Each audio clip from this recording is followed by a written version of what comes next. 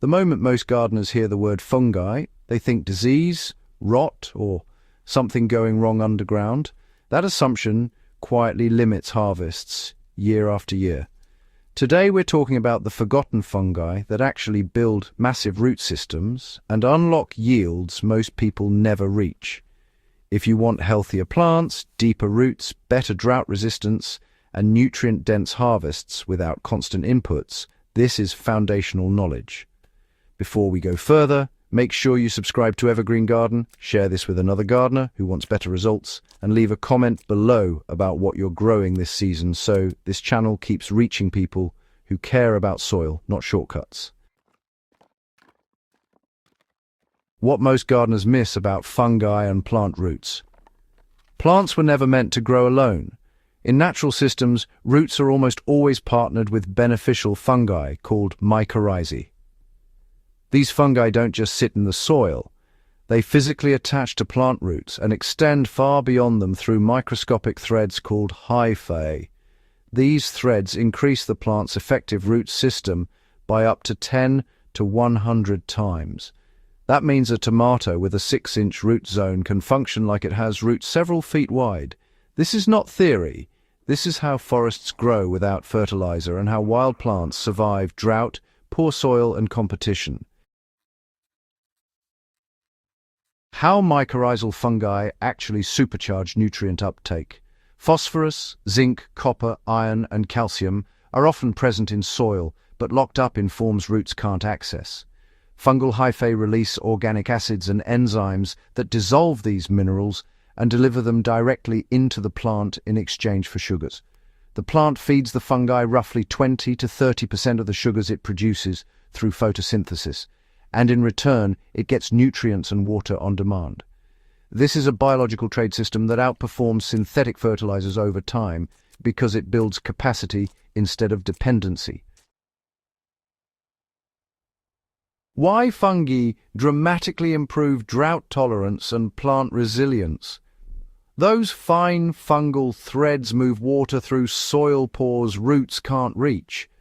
In practical terms, this means plants partnered with fungi wilt slower, recover faster, and survive longer dry periods. Gardeners often notice that beds rich in fungal life stay cooler and moist longer even under intense sun. This isn't magic.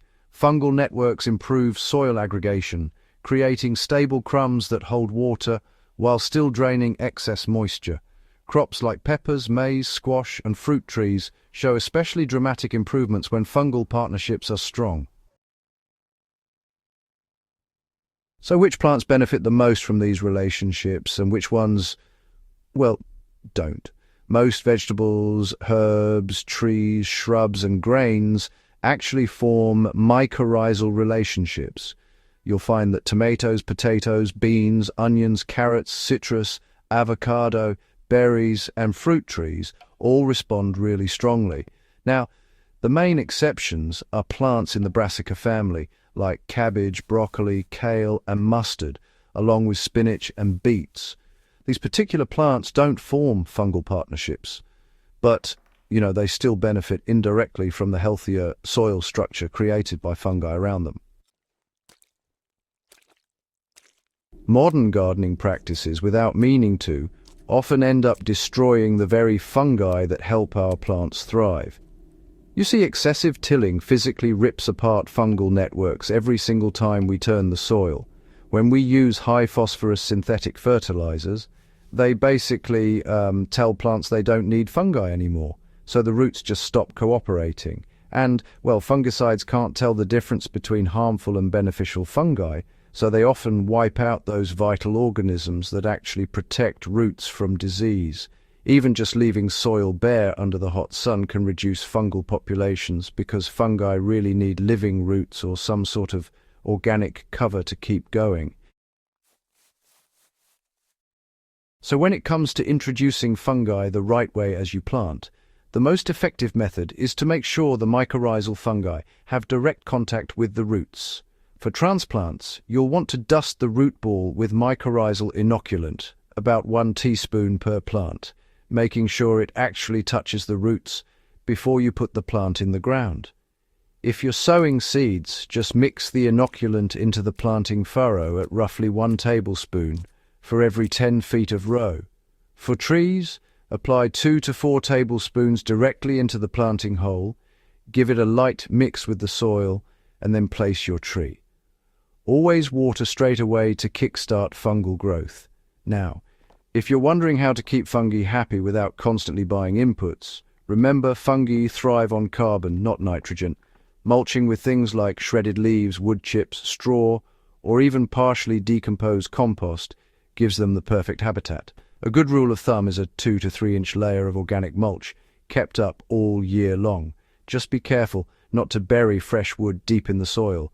Leave it on the surface where fungi naturally do their thing. Compost teas made from mature compost can help spread fungal spores, but they'll only work if the soil conditions are right for fungi to survive afterwards. Living roots are absolutely key to keeping fungal networks alive all year. If you leave soil bare, fungi basically starve.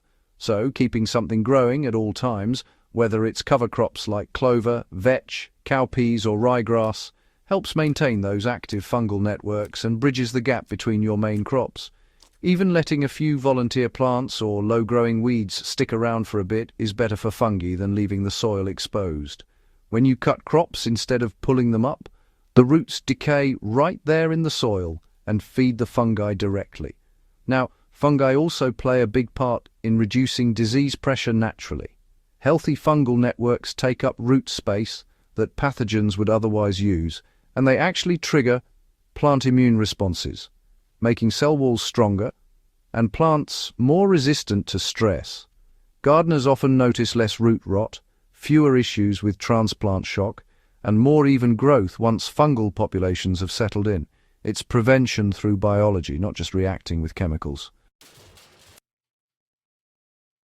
So what can you actually expect and how long does it all take? Well, some benefits, like better transplant survival and early plant vigor, can show up in just a few weeks. The deeper advantages, like improved resilience, higher nutrient density, and needing less fertilizer, usually develop over 1 to 3 growing seasons as the fungal networks really mature. It's a long-term investment, one that gets better every single year you look after it. If this guide has helped you see soil in a new light, go ahead and subscribe to Evergreen Garden for more in-depth biology-based gardening strategies. Share this video with a gardener who still thinks fungi are the enemy, and drop us a comment below telling us which crops you're hoping to supercharge next season.